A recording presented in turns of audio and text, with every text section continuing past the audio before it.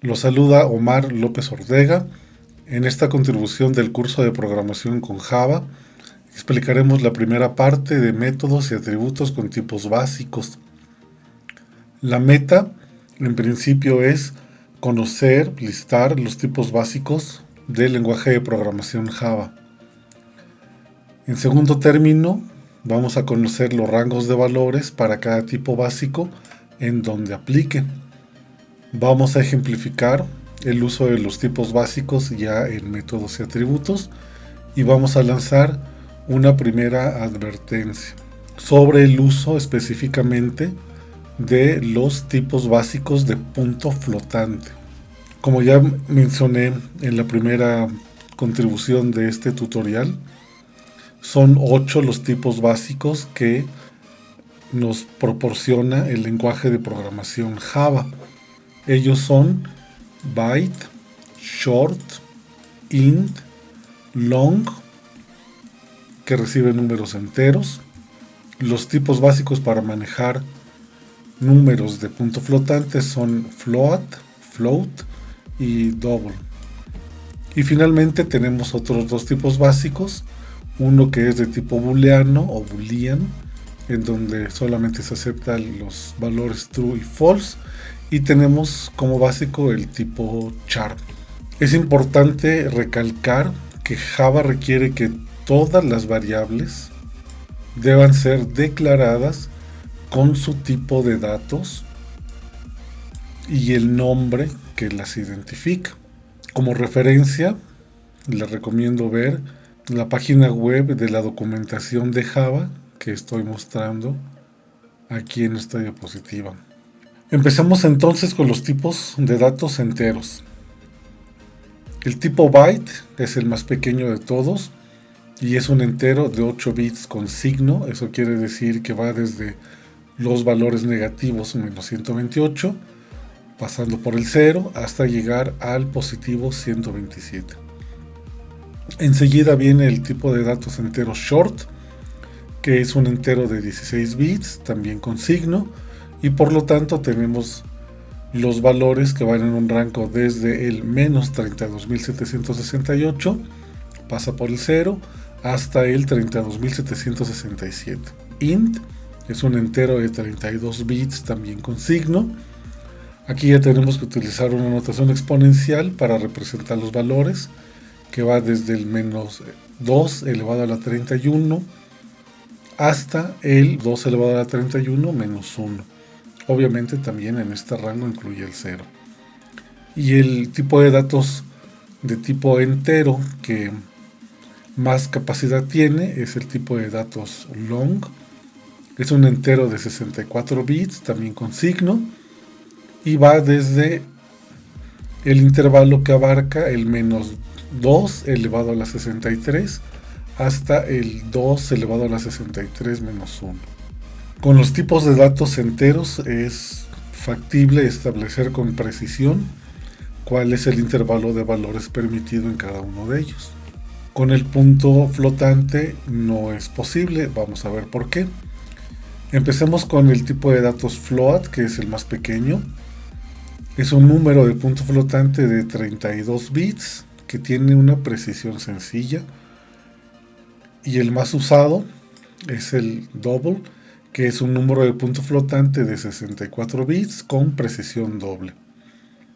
Ahora bien, el conjunto de valores que pueden ser incluidos dentro de las variables float y double está parametrizado, es decir, depende de esta expresión matemática.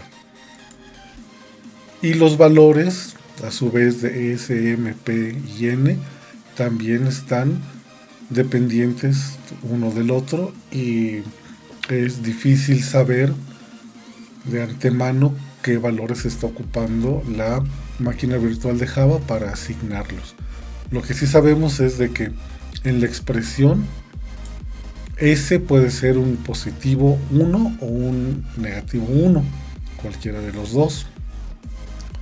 Sabemos que también en esta expresión M es un entero positivo que en principio debe ser menor que el valor 2 a la n. P, que es parte del exponencial, es un entero que va entre los valores e mínimo y e máximo.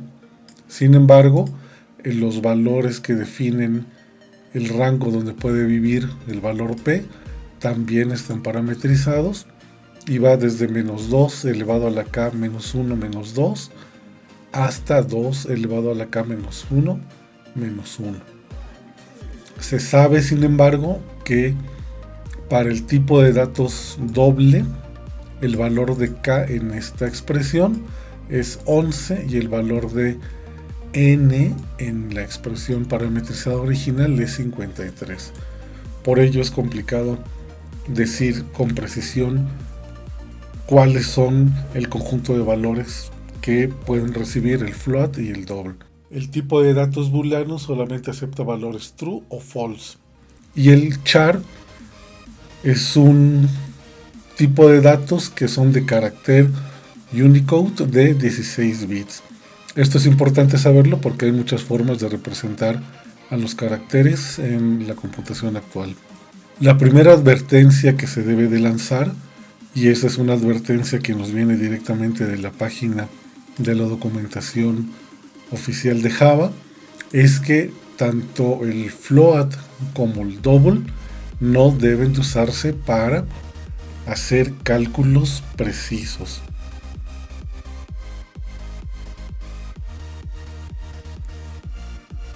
En la siguiente contribución, en el video número 7, voy a explicar un ejemplo de cómo el float y el double generan valores imprecisos al momento de estar haciendo cálculos, y también voy a explicar alguna forma de las varias posibles para solventar esta situación, empleando también las capacidades que nos da el lenguaje Java. Vamos a continuar empleando el proyecto que se llama Tutorial Java, que es el que venimos trabajando en este tutorial. Recordemos que tiene el paquete X, el paquete Y, que de momento no tiene ninguna clase, y el paquete pruebas.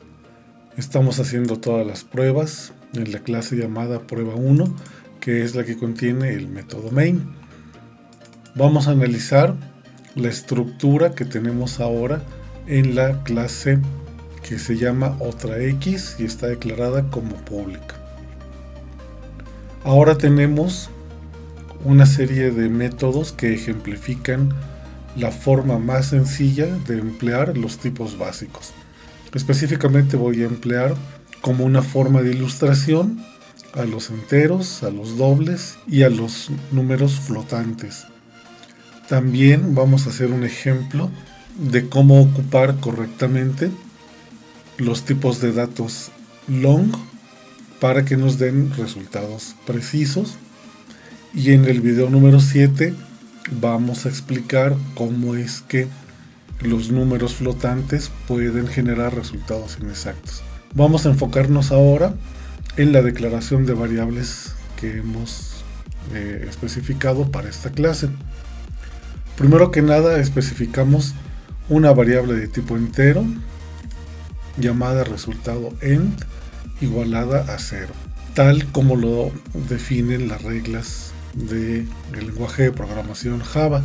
Se especifica el tipo, se especifica el nombre y preferentemente se especifica su valor inicial. La segunda variable que tenemos declarada es de tipo doble, se llama resultado doble y está inicializada a 0, pero como es un número de punto flotante tenemos que especificar un decimal. Y aquí viene una de las cosas que son muy importantes realizar al momento de declarar los números flotantes. Por defecto todos los números flotantes se especifican como dobles en Java, y al momento de especificar el nombre de la variable de tipo float o float, inicializándola a 0.0, hay que especificar con la letra F que estamos trabajando con números flotantes. Tenemos además dos variables, una de tipo long un entero largo, que es el que mayor capacidad tiene, y una variable de tipo entero. La primera variable de tipo long se llama factor de conversión, y el valor que tiene, para ejemplificar, es la multiplicación de el 365 por el 24, por 60, por 60, por 1000, finalizando con la letra L para especificar que es un valor de tipo long. Con este factor de conversión lo que estamos haciendo es transformar la edad en años a una edad en milisegundos. Y es el mismo factor de conversión que tenemos también en la variable entero llamada factor de conversión entero. Pero quiero ejemplificar cómo con un valor de tipo long el resultado es exacto, el correcto, y con un valor de tipo int el resultado está truncado porque el valor que nos genera esta conversión supera los valores posibles del conjunto de números que fueron definidos con el tipo int. También voy a ejemplificar qué pasa si no declaro este factor de conversión con la letra L. Solamente estoy ejemplificando la suma de dos números. El primer método se llama public int suma de enteros, que toma como dos parámetros de tipo enteros llamados AB. El código es realmente trivial. El resultado end, que es la variable de tipo entero que declaramos originalmente igualada a 0, va a tener ahora el resultado de sumar los dos números enteros y regresa la variable resultado end, de modo que esta variable que fue declarada de tipo entero concuerda con la declaración del método en donde se nos pide que se regrese una variable de tipo entero de la misma forma. Al momento de hacer una prueba, utilizamos la instancia de la clase otra x que se llama otra. Estamos ocupando un constructor por defecto, no estamos asignando un constructor explícito, y con la instancia otra podemos saber cuál es el valor que nos regresa la suma.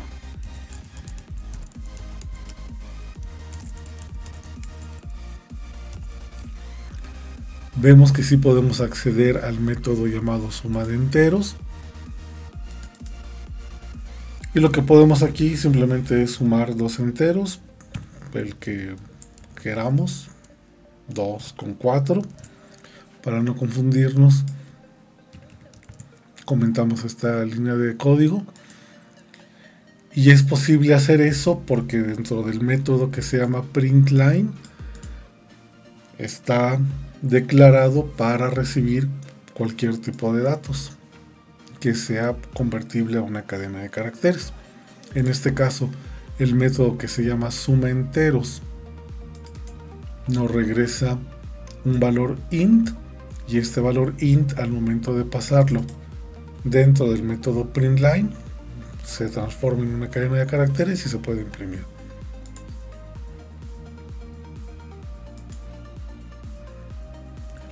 Es realmente muy simple este método. Esta misma lógica puede ocuparse para hacer sumatorias o para hacer operaciones como las que tenemos aquí, que son de suma dobles, suma flotantes.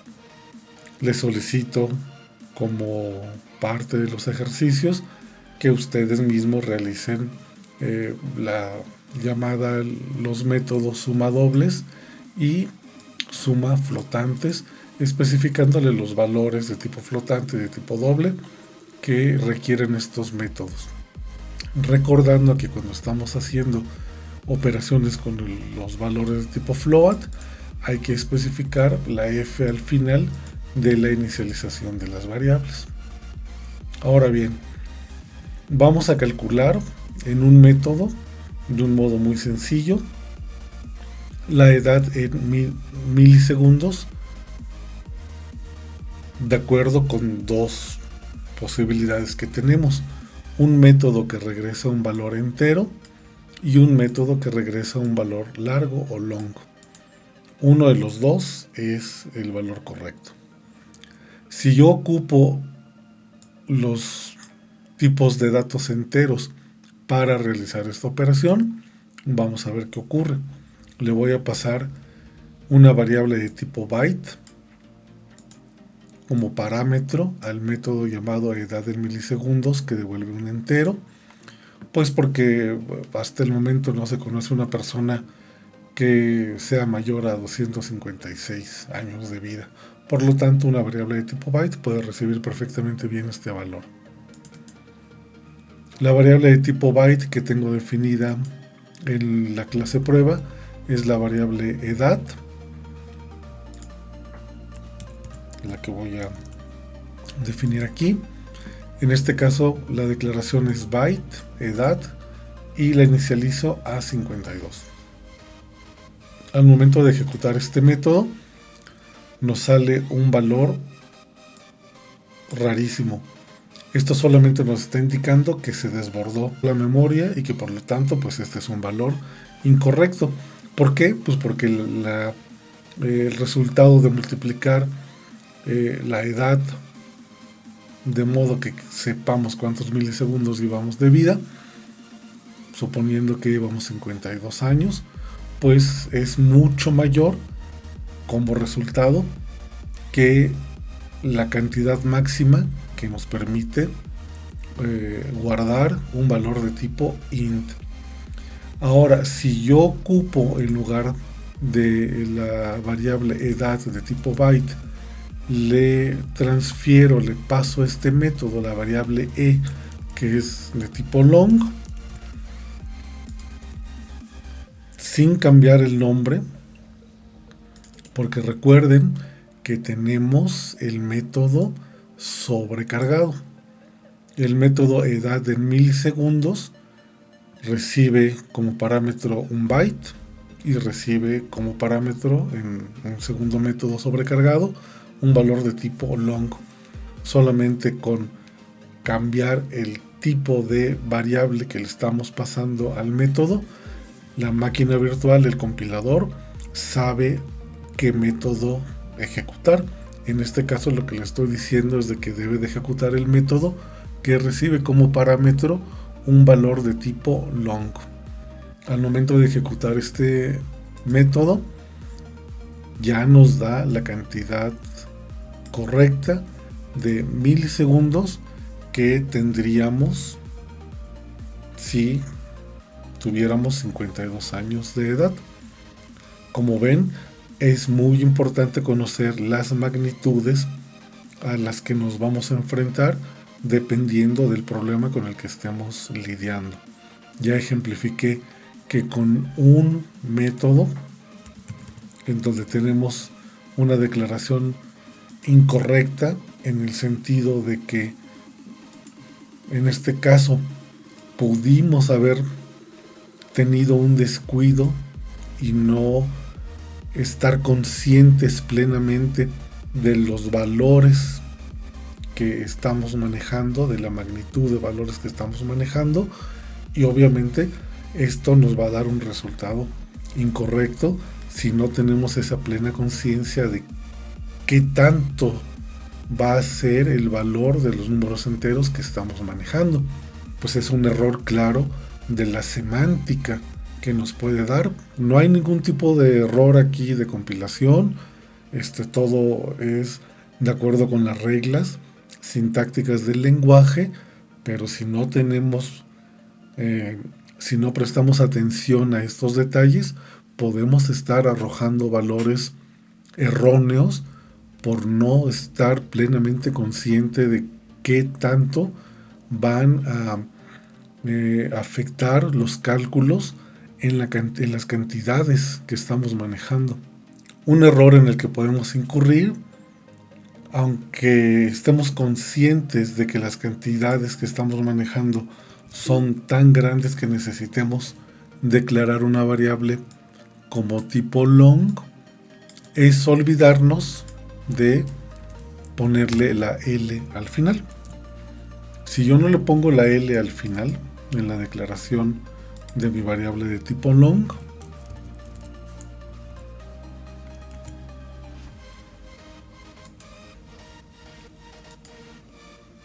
el resultado es inexacto, porque me la está tomando como una variable probablemente de tipo entero, o está haciendo un truncamiento. En fin, no sé exactamente bien qué es lo que está ocurriendo dentro de el compilador. Seguramente está haciendo algún tipo de truncamiento, de donde ese es el valor máximo que pudo calcular, solo por no haberle declarado en la variable de tipo long la L que se necesita para que el compilador de Java la tome como efectivamente una variable de tipo long y ocupe los 64 bits que tiene disponibles para almacenar este valor. Cuando ya corrijo este pequeño detalle, entonces ahora sí, el valor vuelve a ser el resultado correcto.